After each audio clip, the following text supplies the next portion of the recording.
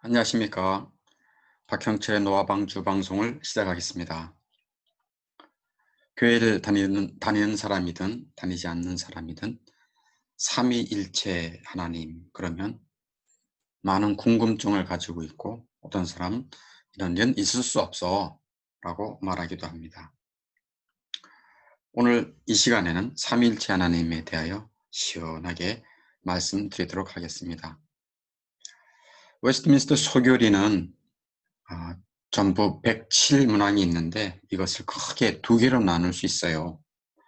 첫째는 1문항부터 38문항까지 하나님에 관해 믿어야 할 것, 즉 신앙이죠.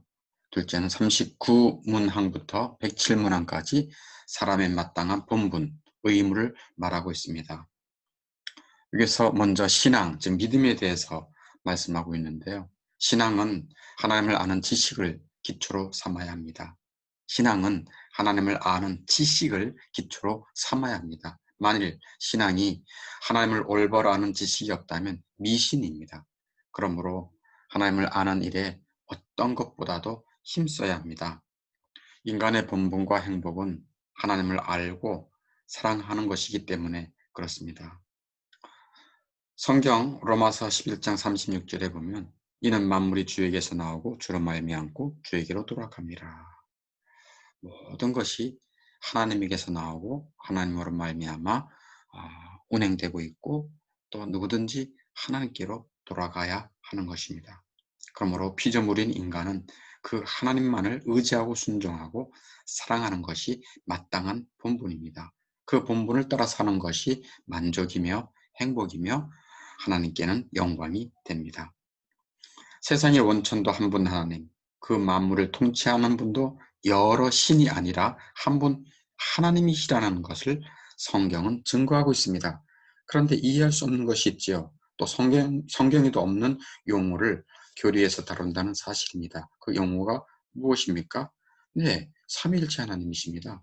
삼위일체라는 용어는 성경에 나오지 않지만 성경 안에는 하나님이 삼위로 존재하고 계심을 말씀하고 있습니다.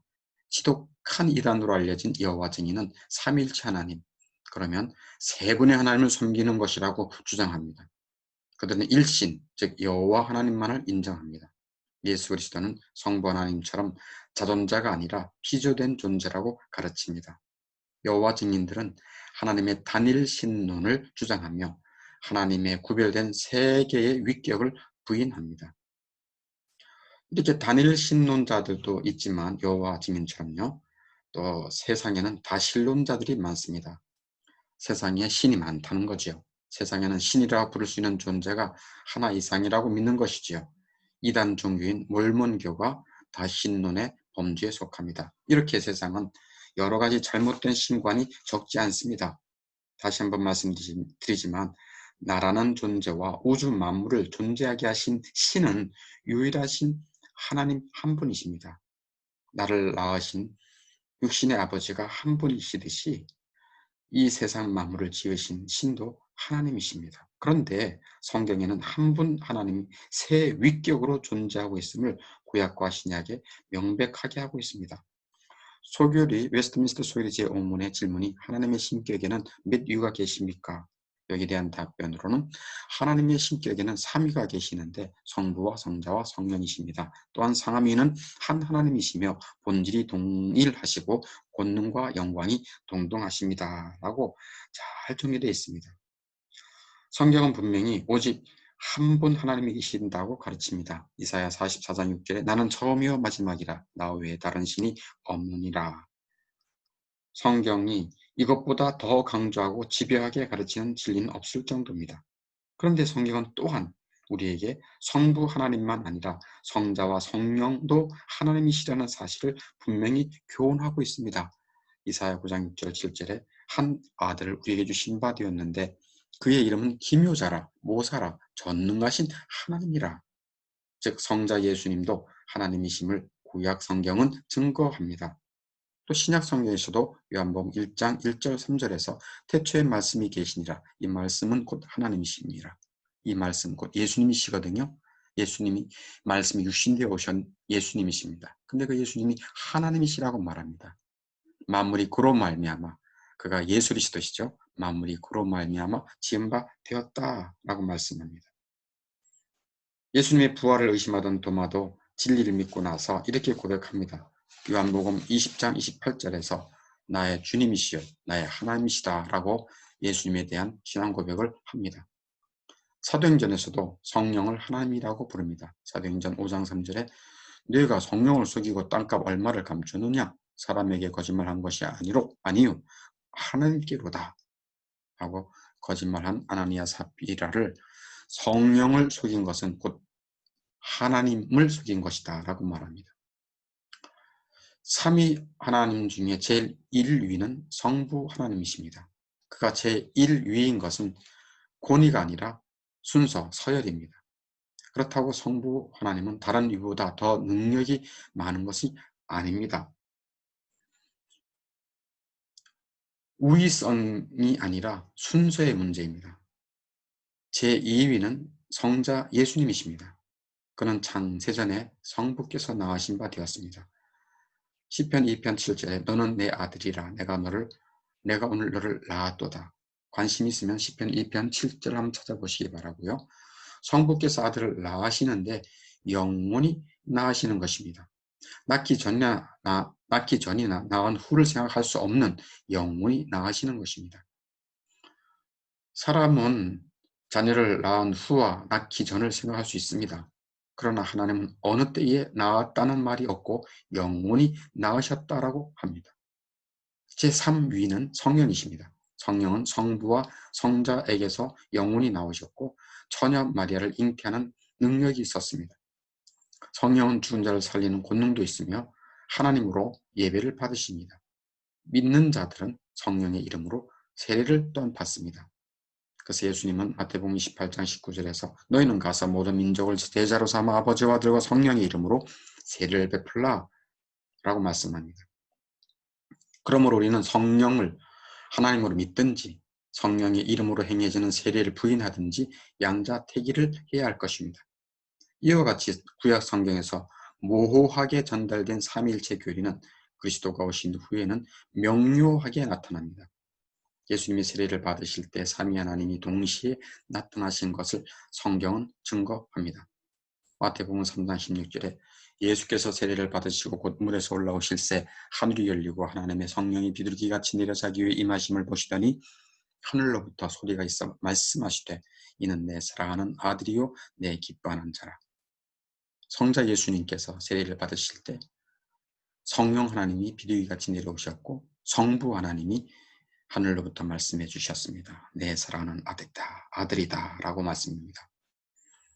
또한 사도들이 성도를 향한 축복을 할 때 그 축복은 삼위일체 교리를 입증하는 또 하나의 증거입니다. 사도들이 어떻게 교회를 또 성도들을 축복했습니까? 주 예수 그리스도의 은혜와 하나님의 사랑과 성령의 교통하심이 너희 무리와 함께 있을지어다.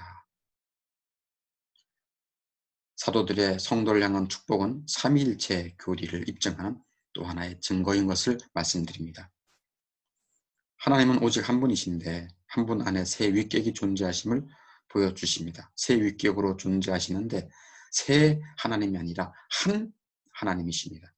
하나가 셋을 이루고 셋이 하나를 이루는 신비한 일입니다. 이것은 신성한 비밀로서 인간 이성으로는 결코 발견할 수도 입증해내지도 못합니다.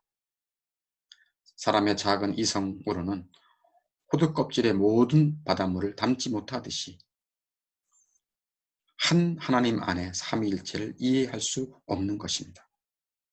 성부, 성자, 성령은 본질이 동일하고 권능과 영광이 동등하다는 것도 성경은 명백하게 가르쳐주고 있습니다. 세상을 창조하실 때도 또 죄인을 구원하실 때도 성부, 성자, 성령 하나님은 함께 하셨습니다. 세상을 창조하실 때 창세기 1장 26절에 보면 하나님이 이르시되 우리의 형상을 따라 우리의 모양대로 우리가 사람을 만들자라고 창세기 1장 26절에 말씀하고 있습니다. 죄인을 구원하실 때도 성부, 성자, 성령 하나님이 함께 하십니다. 성부 하나님이 인간들의 죄로 인해 진노하신다면 성자 예수님의 중보가 만일 없었다면 그 진노는 죄인들이 영원히 받아야 할 것입니다. 성자 하나님이 중보자가 되어 십자가 희생의 대가로 하나님의 진노가 만족되고 하나님과 화평이 가능합니다.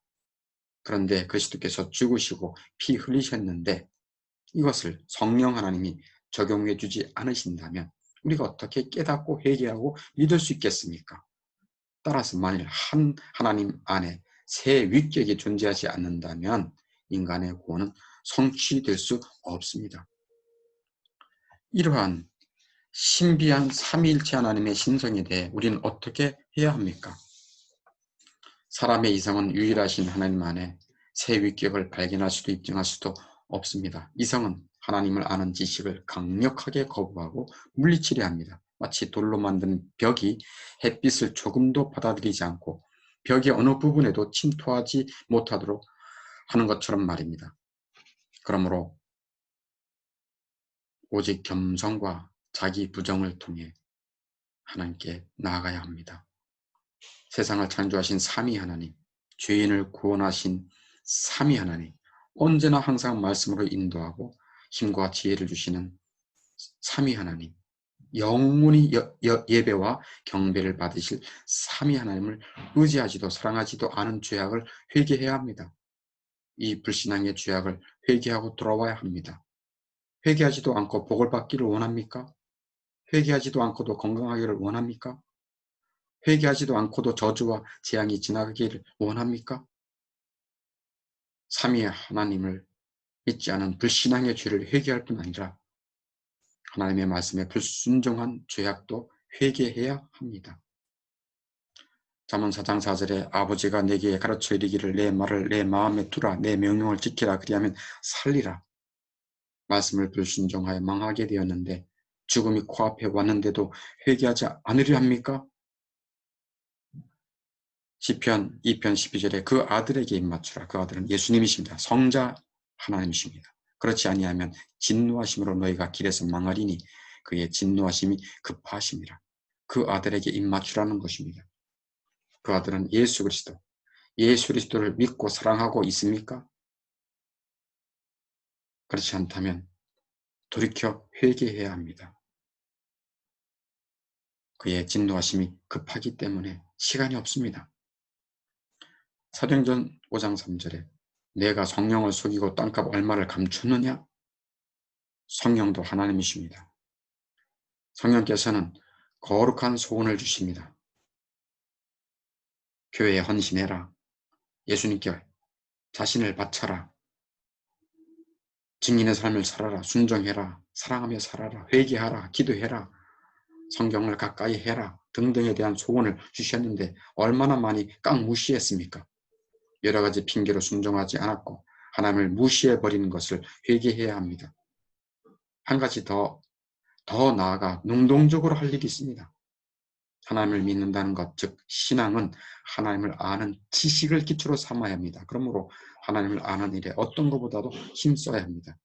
왜냐하면 인간의 본분과 행복은 하나님을 알고 사랑하는 것입니다. 많은 사람들이 이 점을 무시합니다. 은혜의 수단인 말씀 공부, 말씀 듣기를 가까이 하지 않습니다. 은혜의 수단인 기도도 하지 않습니다. 부질없이 없어질 것을 위해 애쓰고 수고합니다. 이렇게 고통스러운 맹인이 있죠. 이 맹인에게는 값비싼 옷, 멋진 승용차를 구하기보다는 시력을 회복할 수 있는 일이 훨씬 더 중요하고 바람직합니다. 영적인 것에 맹인된 사람은 세상에서 재산과 학식과 명예가 그렇습니다. 영적인 것에 맹인된 자는 재산, 학식, 명예보다 영적인 눈이 열려지는 것이 더욱 중요하고 바람직하다는 것입니다. 배우기를 원하여 겸손히 자신을 낮추는 학생은 스승에게 즐거움입니다.